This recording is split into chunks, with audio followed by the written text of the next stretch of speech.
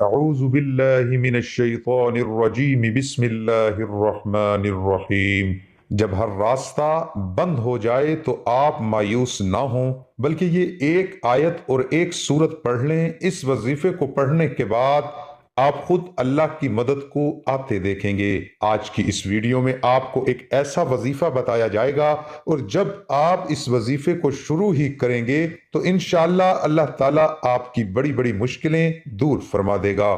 تمام دوستوں سے گزارش ہے کہ ویڈیو کو مکمل دیکھیے گا۔ محترم ناظرین، اللہ تعالیٰ آپ کے بڑے بڑے غم ختم فرما دے گا، بڑی بڑی بیماریاں اور جادو جنات سے آپ کی حفاظت فرما دے گا۔ یہ قرآن پاک کی ایک آیت ہے، اور یہ کتنی برکتوں والی آیت ہے۔ تقریباً قرآن کی ہر سورت سے پہلے یہ آیت پڑھی جاتی ہے۔ جب یہ آیت نازل ہوئی تو اللہ تعالیٰ نے اپنی عزت کی قسم اٹھا کر فرمایا کہ جو بندہ بھی کسی کام کو شروع کرنے سے پہلے اس آیت کو پڑھے گا، میں اس کے کام میں اس کی مدد ضرور فرماؤں گا اور اسے برکت ضرور عطا فرماؤں گا۔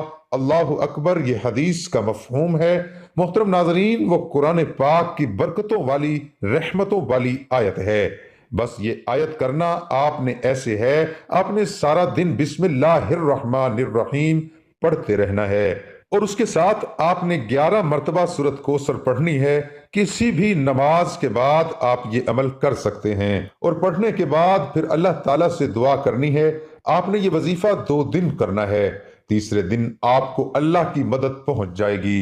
پھر اس آیت کو پڑھنا شروع کر دینا ہے۔ اس آیت میں 2 اللہ تعالیٰ کے ایسے صفاتی نام ہیں، رحمان اور رحیم۔ جو بندہ ان کو پڑھتا ہے، اللہ کی رحمت کو جوش آتا ہے، پھر اس بندے کی بڑی بڑی دعائیں قبول ہو جاتی ہیں، اور اس کے بڑے بڑے غم اللہ تعالیٰ دور فرما دیتا ہے۔ بڑے لوگوں نے اس آیت کا وظیفہ کیا۔ کسی نے بتایا اس کو پڑھا، اللہ نے دشمنوں سے بچایا۔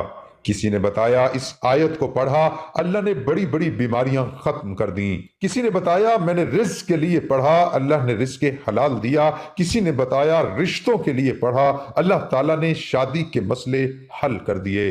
اولاد کے لیے کسی نے بتایا، اللہ نے بڑا فضل کیا۔ دنیا کے کسی کام کے لیے بھی یہ وظیفہ شروع کر لیں۔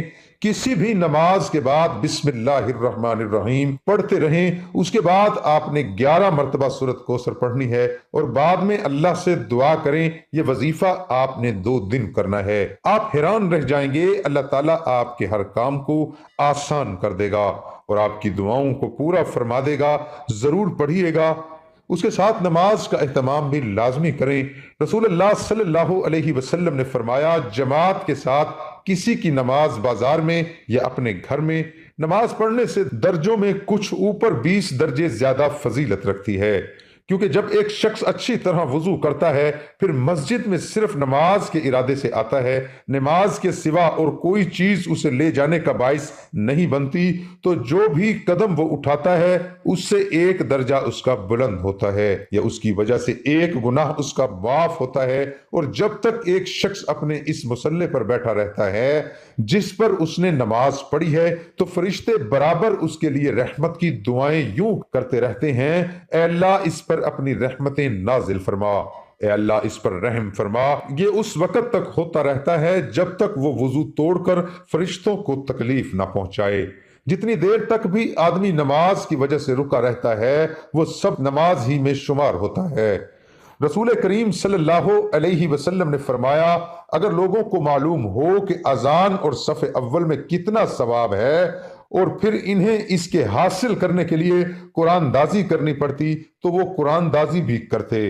اور اگر انہیں معلوم ہو جائے کہ نماز سویرے پڑھنے میں کتنا ثواب ہے، تو لوگ ایک دوسرے سے سبقت کرنے لگیں۔ اور اگر انہیں معلوم ہو جائے کہ عشاء اور صبح کی کتنی فضیلتیں ہیں، تو اگر گھٹنوں کے بل آنا پڑتا تو پھر بھی آتے۔ رسول اللہ صلی اللہ علیہ وسلم نے فرمایا، جس نے اذان سن کر یہ دعا پڑھی، اے اللہ اس کامل پکار کے رب اور کھڑی ہونے والی نماز کے رب، محمد صلی اللہ علیہ وآلہ وسلم کو قرب اور فضیلت عطا فرما، اور انہیں مقام محمود پر کھڑا کیجیو جس کا تو نے ان سے وعدہ کیا ہے، تو اس کے لیے قیامت کے دن میری شفاعت ضرور ہوگی۔ محترم ناظرین، حضرت عمر بن خطاب رضی اللہ عنہ کے ساتھ رمضان کی ایک رات کو مسجد میں گیا۔ سب لوگ متفرق اور منتشر تھے، کوئی اکیلا نماز پڑھ رہا تھا اور کچھ کسی کے پیچھے کھڑے ہوئے تھے۔ اس پر عمر رضی اللہ عنہ نے فرمایا، میرا خیال ہے کہ اگر میں تمام لوگوں کو ایک قاری کے پیچھے جمع کر دوں تو زیادہ اچھا ہوگا۔ چنانچہ آپ نے یہی ٹھان کر ابی بن کعب رضی اللہ عنہ کو ان کا امام بنا دیا۔ پھر ایک رات جو میں ان کے ساتھ نکلا تو دیکھا کہ لوگ اپنے امام کے پیچھے نماز تراویح پڑھ رہے ہیں۔ حضرت عمر رضی اللہ عنہ نے فرمایا، یہ نیا طریقہ بہتر اور مناسب ہے، اور رات کا وہ حصہ جس میں یہ لوگ سو جاتے ہیں اس حصے سے بہتر اور افضل ہے جس میں یہ نماز پڑھتے ہیں۔ آپ کی مراد رات کے آخری حصے کی فضیلت سے تھی، کیونکہ لوگ یہ نماز رات کے شروع ہی میں پڑھ لیتے تھے۔ دعا ہے کہ اللہ تعالیٰ میرا سنانا اور آپ کا سننا اپنی بارگاہ الہی میں قبول اور منظور فرمائے، آمین ثم آمین۔ تمام دوستوں سے گزارش ہے کہ اللہ تعالیٰ کے 99 ناموں میں سے ایک نام کمنٹ میں ضرور لکھیں۔